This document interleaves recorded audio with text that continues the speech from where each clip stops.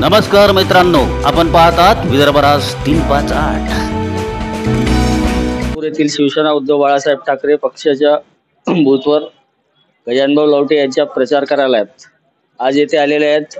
अंजनगाव तालुक्यातील माजी आमदार रमेश बुंदेले यांच्या गावातील शिवसेना उद्धव बाळासाहेब ठाकरे पक्षाचे शाखा प्रमुख. दादा, काय नाव आपलं? बाळासाहेब गीते. बाळासाहेब गीते. आपण अंजनगाव इथं आलेले आहेत. आमदार रमेश बुंदेलेच्या गावातून शाखा प्रमुख म्हणून पदावर आहात. तिथं आपण काम करत असताना आपले उमेदवार जे आहेत गजाननभाऊ लवटे यांचं काम कशा प्रकारे चालू आहे? एकदम चांगला आहे चालू. 75% लोक एका इकडे आहेत, 25% ते वेगळे आहेत. पण ते तर माजी आमदाराचं गाव आहे. माझी आमदार काय कामच नाही केलं तर काय लोक काय तुमचं म्हणणं आहे की मतदारसंघात त्यांनी 5 वर्षात कोणतंच काम केलं नाही? काम नाही केलं. आमच्या गावात तर अजिबात नाही केलं. रस्ते आहेत, बैल चालता येत नाही, मूळतात बैल, इतक्यापर्यंत खराब रस्ते आहेत. गावात काहीच सुविधा नाही. गावात असे रस्ते अजिबातही नाही केले. लोक आम्हाला बाहेरचे विचारतात का गाव तुमचं गावाचं आमदाराचं आहे, चमकत असेल, पण चमकाचं सोडा, गावात रस्तेही नाही सरळ. जंगलचे रस्ते तर एकदमच नाहीये. त्यांची जन्मभूमी असल्यावर त्या गावात त्यांनी कामं नीट केली? काहीच कामं नीट केली त्यांनी अजून. मी जुना शिवसैनिक आहे 81चा, तेव्हापासून मी सेनेतच आहे. मी अजूनही पक्ष सोडला नाही. त्यांनी आमदार ते भाजपच्या तिकीटवर निवडून आले होते. जनतेने त्यांना निवडून दिलं होतं. परंतु यावेळेला महायुती असल्याच्यानं तिकीट अडसोडांना गेली. तर त्यांनी अपक्ष उभं राहायचा पवित्र कसा काय घेतला? ते आता त्याला मग काय इच्छा आहे त्याची, तो त्यांचा विषय आहे. त्याचा विषय आहे. जनता डबल निवडून देईन का त्यांना? मला नाही वाटत काही.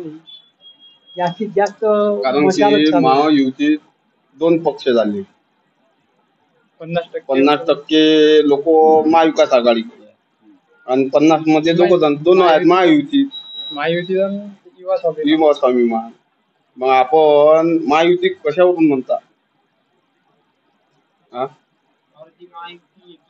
अर्धी युती म्हणजे दोघांमध्ये डिवायडेशन 25-25% होणार आणि महाविकास आघाडी हे गजू लवटे यांच्याकडे 50% लोक जनता समर्थन करणार. आणि माझे आमदार बुंदेलेंच्या गावातच बुंदेले मागे राहतील का?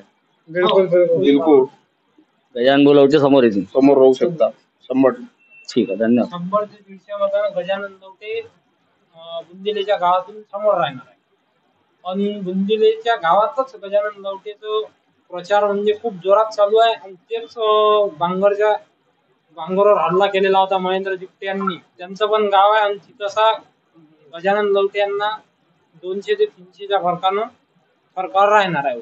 आमच्या गावाचा विकास केला नाही तर मतदारसंघाचा कुठे विकास करणार आहे?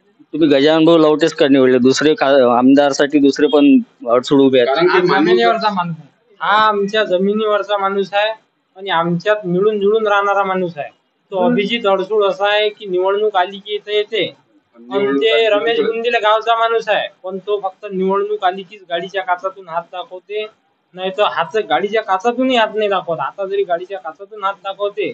पण हा गजानन लवटे माणूस असा आहे की याला जर रस्त्यावरही दिसलो आम्ही, कोणता शिवसैनिक, आम्हीच नाही, आमच्यापेक्षा लहान शिवसैनिक रस्त्यावर दिसला तर तो माणूस 2 मिनिट उभा राहायचे, बोलते. शिवसैनिकच का, बाकीची कोणती पण जनता असो त्यांच्या संग 2 शब्द प्रेमाने बोलतो.